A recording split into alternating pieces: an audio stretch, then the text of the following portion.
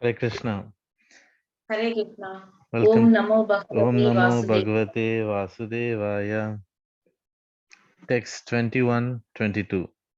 Arjuna Uvacha Senayor Ubayor Madhye Ratam Stapaya Me Chuta Yavadetan Niriksheham Yodu Kamanavastitan Kairmaya Saha Yodavyam Ashmin Rana Samudyame.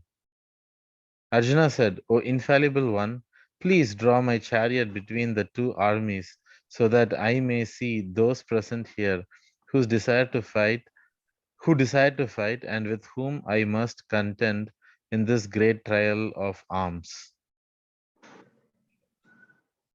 Arjunan கூறினான், வீழ்ச்சி அடையாதவரே, போர் புரியும் ஆவலுடன் இங்கே கூடியுள்ளவர்களில் எவர்களோடு நான் இந்த மாபெரும் போரில் ஈடுபட வேண்டும் என்பதை பார்க்கும்படி தயவு செய்து எனது ரதத்தை இரு சேனைகளுக்கு மத்தியில் நிறுத்தவும். Purport. Although Lord Krishna is a supreme personality of Godhead, out of his causeless mercy, he was engaged in the service of his friend. He never fails in his affection for his devotees, and thus he is addressed herein as infallible. As charioteer, he had to carry out the orders of Arjuna, and since he did not hesitate to do so, he is addressed as infallible. Although he had accepted the position of a charioteer for his devotee, his supreme position was not challenged. In all circumstances, he is the supreme personality of Godhead, Rishikesha, the Lord of the total senses. The relationship between the Lord and his servitor is very sweet and transcendental. The servitor is always ready to render service to the Lord, and similarly, the Lord is always seeking an opportunity to render some service to the devotee. He takes great pleasure in his pure devotees, assuming the advantageous position of ordering him that he does in being the giver of orders. Since he is master, since he is master, everyone is under his orders, and no one is above him to order him. But when he finds that a pure devotee is ordering him, he obtains transcendental pleasure, although he is infallible master in all circumstances. பகவான் ஸ்ரீ கிருஷ்ணர் புருஷோத்தமரான முழு முதற் கடவுள் என்ற போதிலும் தனது காரணமற்ற கருணையால் தன் நண்பனின் சேவையில் ஈடுபட்டிருந்தார். தனது பக்தர்களிடம் தனக்குள்ள பிரியத்தில் அவர் என்றுமே தவறுவதில்லை என்பதால் இங்கு அச்சுதா வீழ்ச்சியடையாதவர் என்று அழைக்கப்படுகிறார்.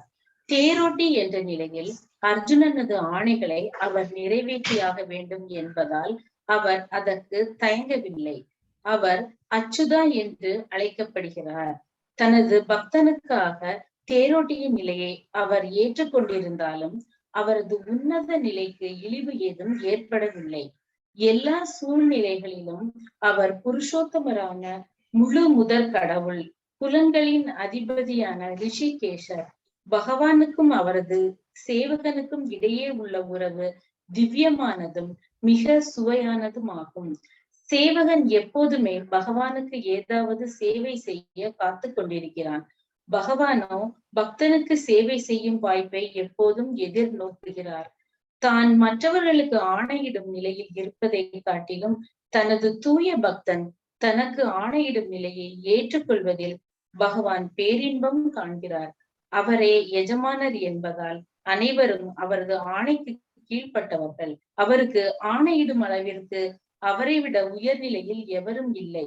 எந்த சூழ்நிலையிலும் வீழ்ச்சி அடையாதவர் என்ற போதிலும் தூய பக்தன் தனக்கு ஆணையிடுவதை காணும் போது திவ்யமான இன்பத்தை அனுபவிக்கிறார்.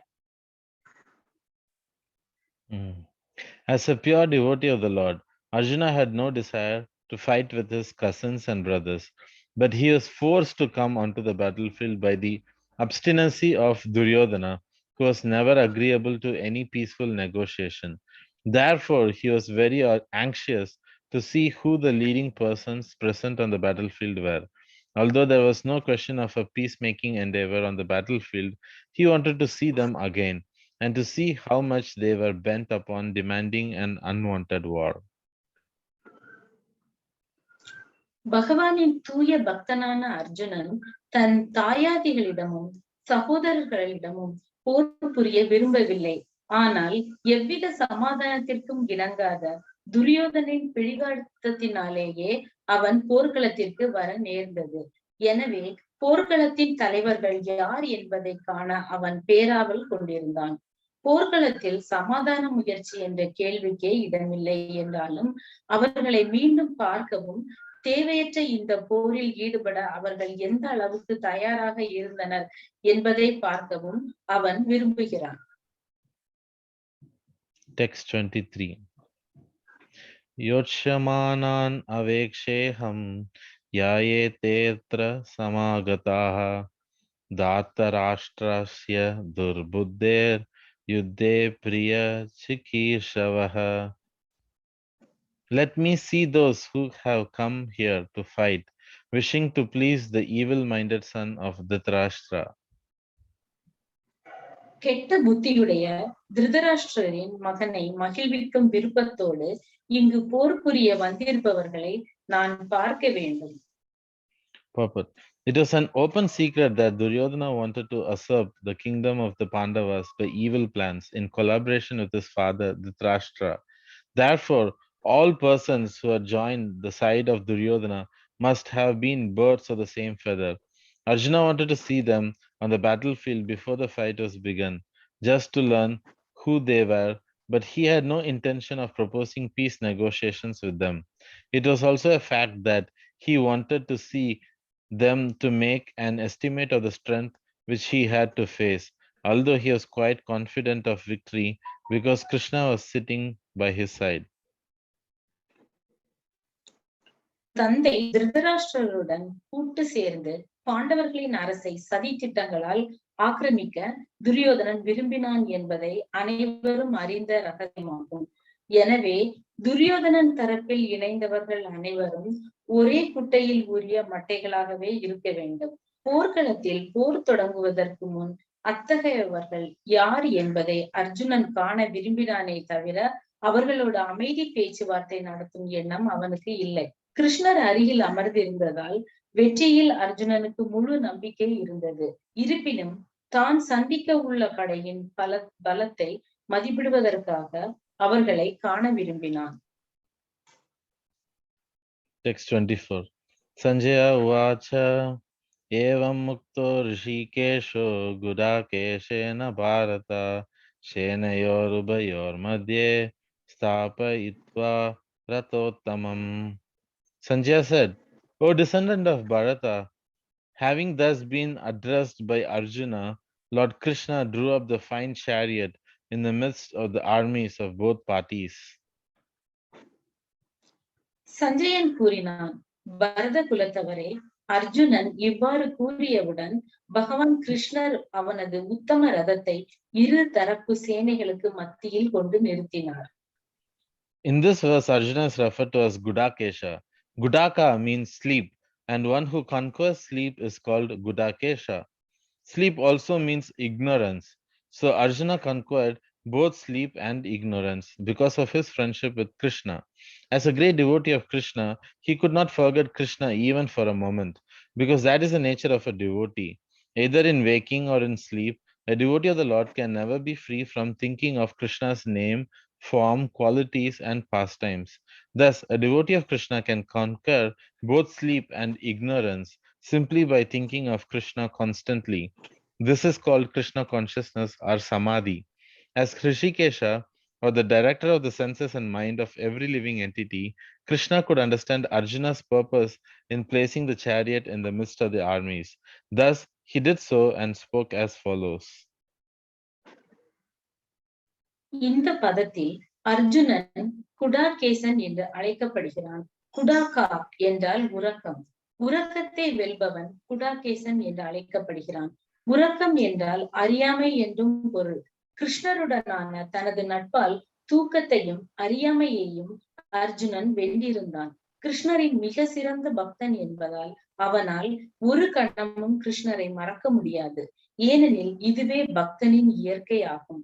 உணர்விலும் சரி, உறக்கத்திலும் சரி, பக்தனால் கிருஷ்ணரது நாமம், ரூபம், குணம் மற்றும் லீலைகளை நினைப்பதில் இருந்து ஒருபோதும் விடுபட்டிருக்க முடியாது. இவ்வாறாக கிருஷ்ண பக்தன் கிருஷ்ணரை பற்றி நினைப்பதன் மூலமாக உறக்கத்தையும் அறியாமையையும் வெல்ல முடியும். இதுவே கிருஷ்ண உணர்வு அல்லது சமாதி என்று அழைக்கப்படுகிறது.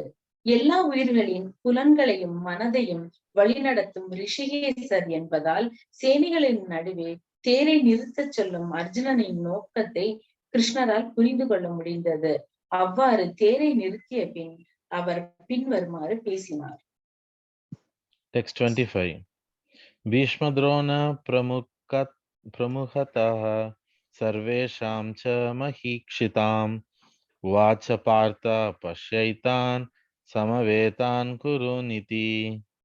In the presence of Bhishma, Drona, and all the other chieftains of the world, the Lord said, "Just behold, Partha, all the Kurus assembled here."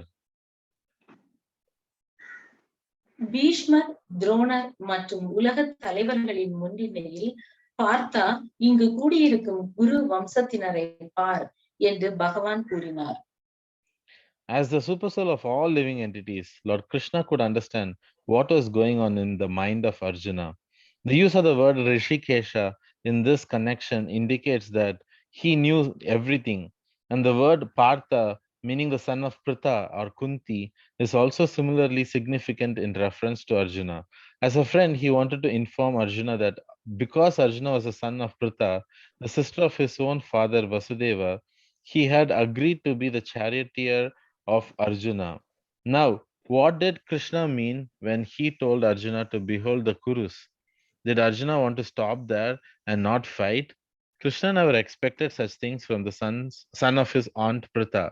The mind of Arjuna was thus predicted by the Lord in friendly joking. எல்லா உயிர்களின் பரமாத்மாவான பகவான் கிருஷ்ணரால் அர்ஜுனனின் மனதில் நடந்து கொண்டிருப்பதை புரிந்து கொள்ள முடிந்தது. இங்கு உபயோகப்படுத்தப்பட்டுள்ள ரிஷிகேஷர் என்னும் சொல் அவர் அனைத்தையும் அறிபவர் என்பதை குறிக்கிறது. அதுபோலவே பார்த்தன் பிரித்தாவின் குந்தியின் மகன் என்னும் சொல்லால் அர்ஜுனனை குறிப்பிடுவதும் மிகவும் முக்கியத்துவம் வாய்ந்ததாகும். அர்ஜுனன் தனது தந்தை வசுதேவரின் சகோதரியான பிரித்தாவின் மைந்தன் என்பதால் தான் அவனது தேரோட்டியாக இருப்பதற்கு ஒப்புக்கொண்டதை நண்பர் என்ற முறையில் கூற விரும்பினார் கிருஷ்ணர். அவ்வாறு இருக்க இப்போது குரு வம்சத்தினரை பார் என்று அவர் கூறுவதன் பொருள் என்ன? அர்ஜுனன் அங்கேயே போர் புரியாமல் நின்றுவிட விரும்பினானா? தனது அத்தை பிரிதாவின் மகனிடத்தில் இது போன்ற செயல்களை கிருஷ்ணர் ஒருபோதும் எதிர்பார்க்கவில்லை. அர்ஜுனனின் மனம் இங்கே பகவானால் நகைச்சுவை கலந்த முறையில் கண்டறியப்பட்டுள்ளது. Text 26. Tatra Pashyasthithan Partha Pitrin Ata Pitamahan Acharyan Matulan Bhartran Putran Pautran Shakimstata Shashuran Shuhrudaschaiva Senayorubayorapi. There, Arjuna could see within the midst of the armies of both parties, his fathers, grandfathers, teachers, maternal uncles, brothers, sons, grandsons, friends, and also his fathers-in-law and well-wishers. போர்க்களத்தின் இரு தரப்பு சேனைகளின் நடுவே நின்றபடி தந்தைமார்கள், பாட்டனார்கள், ஆச்சாரியர்கள், மாமன்கள், சகோதரர்கள், மகன்கள், பேரன்கள், நண்பர்கள், மாமனார்கள் மற்றும் பல நலன் விரும்பிகளும் கூடியிருப்பதை அர்ஜுனனால் பார்க்க முடிந்தது. On the battlefield, Arjuna could see all kinds of relatives. He could see persons like Bhurishrava, who were his father's contemporaries, grandfathers Bhishma and Somadatta, teachers like Dronacharya and Kripacharya, maternal uncles like Shalya and Shakuni, brothers like Duryodhana, sons like Lakshmana, friends like Ashwatthama, well-wishers like Kritavarma, etc. He could see also the armies which contained many of his friends. போர்க்களத்தில் எல்லா விதமான உறவினரையும் அர்ஜுனனால் காண முடிந்தது. பூரீஸ்வரன் போன்ற தனது தந்தையின் கூட்டாளிகளையும், பீஷ்மர், சோமதத்தர் போன்ற பாட்டனார்களையும், துரோணாச்சாரியார், கிருபாச்சாரியார் போன்ற ஆச்சாரியர்களையும், சல்லியன், சகுனி போன்ற மாமாக்களையும், துரியோதனன் போன்ற சகோதரர்களையும், லக்ஷ்மணன் போன்ற மகன்களையும், அஸ்வத்தாமன் போன்ற நண்பர்களையும், கிருதவர்மன் போன்ற நலன் விரும்பிகளையும் கண்டான். அவனது நண்பர்கள் பலர் அடங்கிய படைகளையும் அவனால் காண முடிந்தது. Text 27.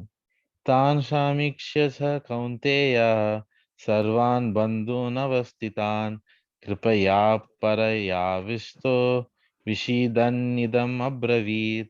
When the son of Kunti, Arjuna, saw all these different grades of friends and relatives, he became overwhelmed with compassion and spoke thus. குந்தி மகனான அர்ஜுனன் பலதரப்பட்ட நண்பர்களையும் உறவினர்களையும் பார்வையிட்ட போது கருணையில் மூழ்கி இவ்வாறு கூறினான். Arjuna uvacha drishtve mam swajanam Krishna yujutsum samupastitam shidanti mama katrani mukam cha parishusyati. Arjuna said, "My dear Krishna, seeing my friends and relatives present before me in such a fighting spirit, I feel the limbs of my body quivering and my mouth drying up."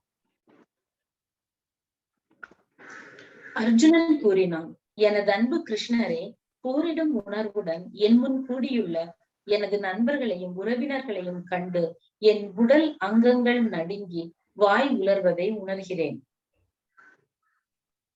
Any man who has genuine devotion to the Lord has all the good qualities which are found in godly persons or in the demigods, whereas the non-devotee, however advanced he may be in material qualifications by education and culture, lacks in godly qualities.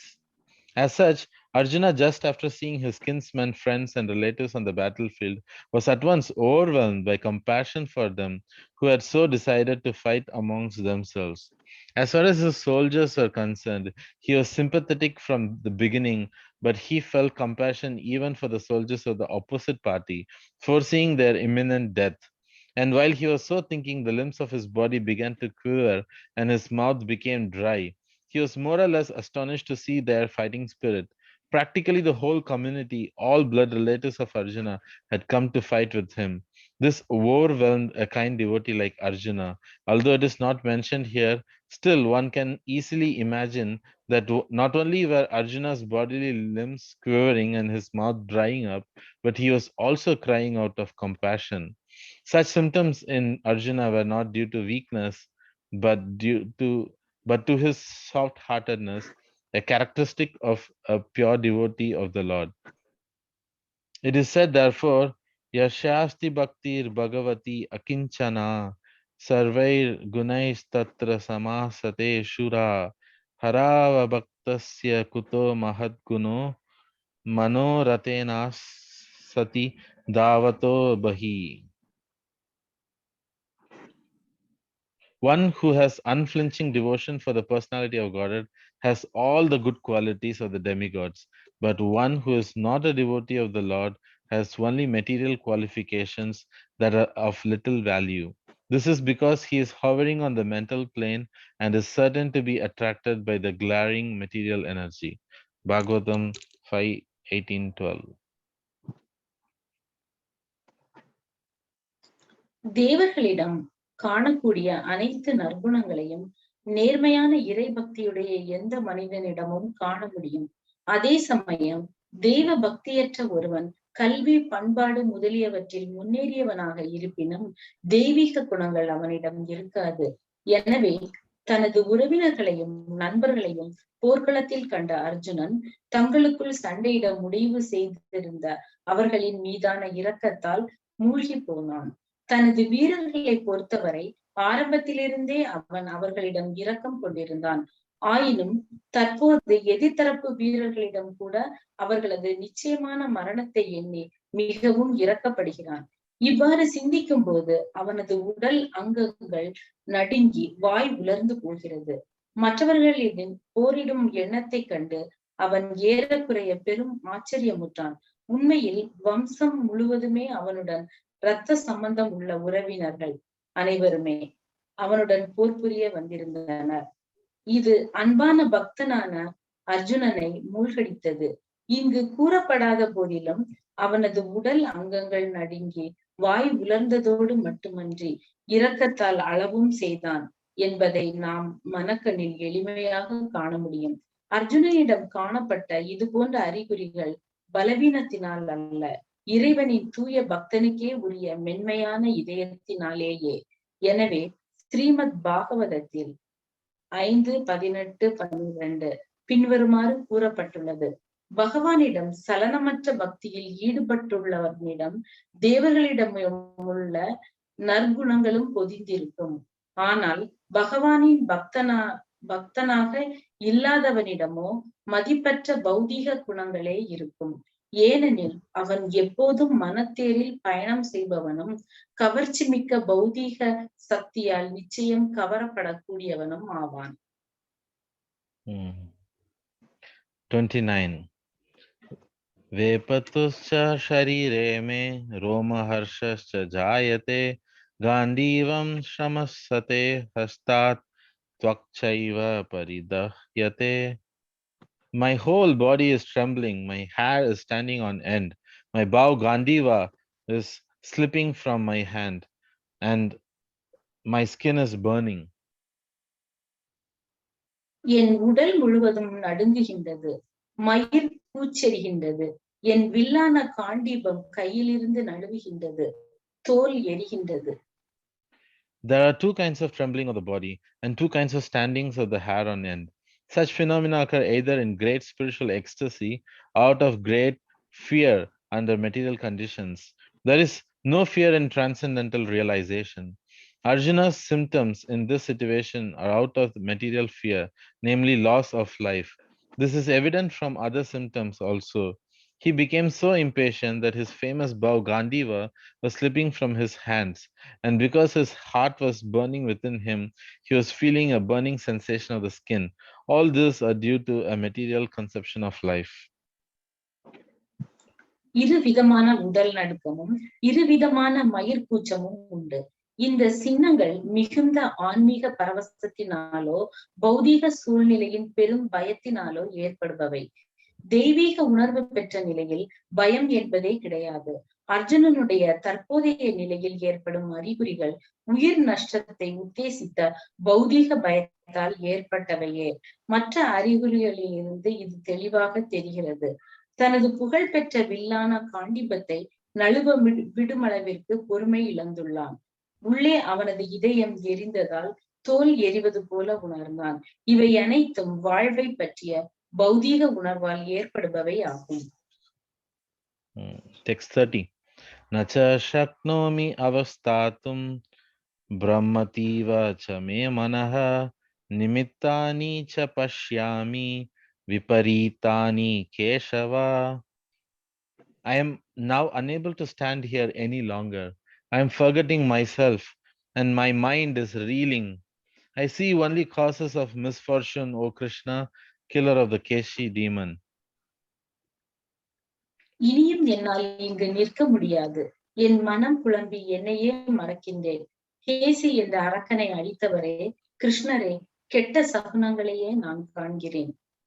Due to his impatience, Arjuna was unable to stay on the battlefield, and he was forgetting himself on account of this weakness of his mind. Excessive attachment for material things puts a man in such a bewildering condition of existence.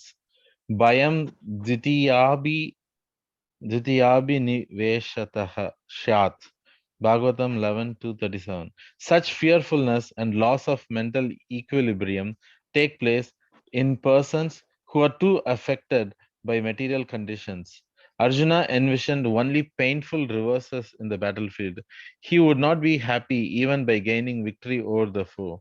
The words nimittani viparitani are significant.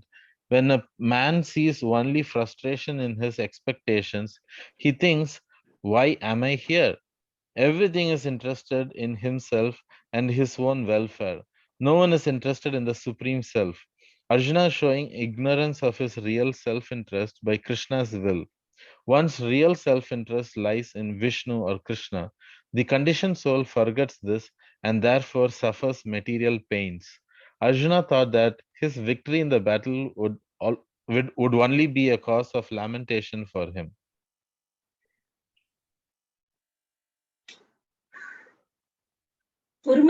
பொறுமை இழந்த அர்ஜுனனால் போர்க்களத்தில் நிற்க முடியவில்லை. மனம் பலவீனமுற்றதால் தன்னையே மறக்கலானான். ஜடப்பொருள்களின் மீதான அளவு கடந்த பற்றுதல் ஒருவனை குழம்பிய நிலைக்கு இட்டு செல்லும். பயம்